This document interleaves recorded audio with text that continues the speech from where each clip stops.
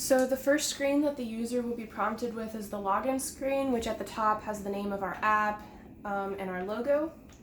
And so the user is going to tap in the user field and then input their username,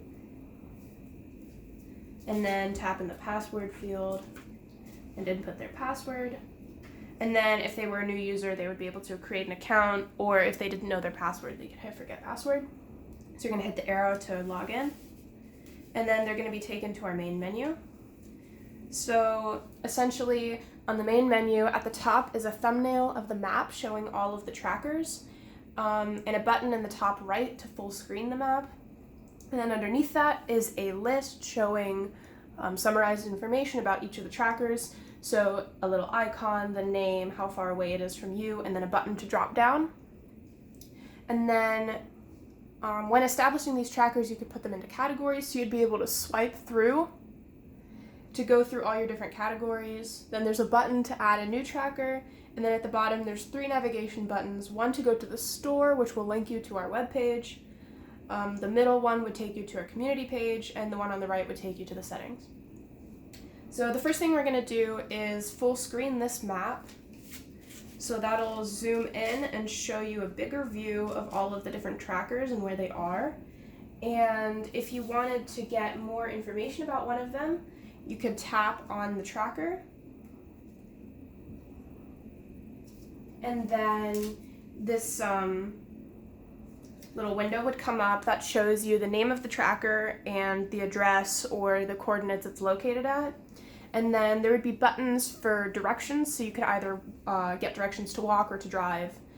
And then if we go back to the main menu,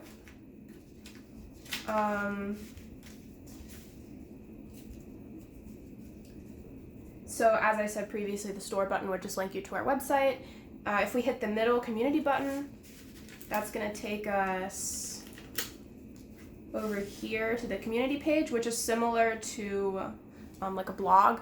So essentially you could make a post and then look at other people's posts. Let's say you wanted to report a found pet.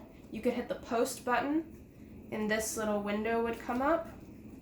You could put in a subject line, let's say found dog, and then you could input a body text, let's say the color and some basic information about the dog, and then post it, and then it would show up on the blog.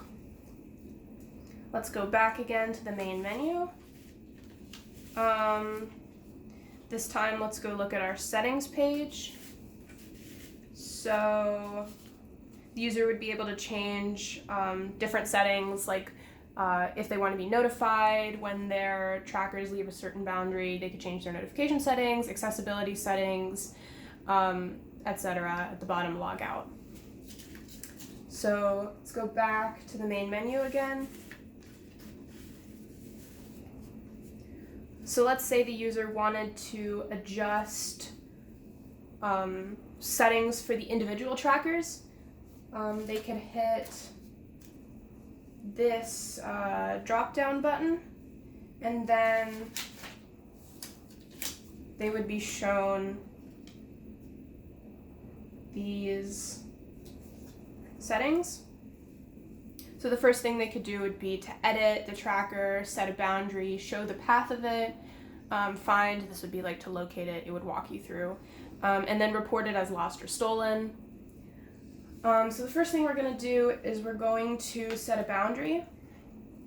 So that'll take us over here to this set boundary screen, and essentially it'll show you a map, and then it'll show you all of the different options. The first one being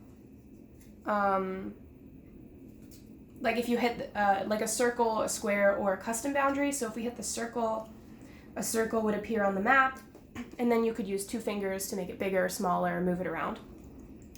You could also adjust this to be distance from me, so essentially it would move with you when you move, or a fixed boundary that stays in the same spot, and you could also set times. So for example, you don't want like your child leaving the house at night, but you're okay with it during the day.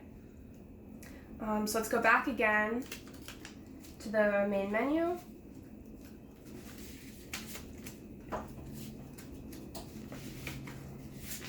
And this time, let's say that Mr. Whiskers, something went wrong with his tracker, so you want to report him as lost.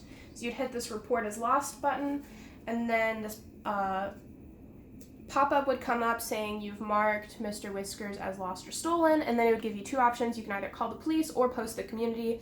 In this case, posting to community might be better, because then if someone finds Mr. Whiskers, you can then message them back and, get that sorted out. So you hit the X to make this pop-up go away, and then the drop down, and you're back to the main menu. And that's all.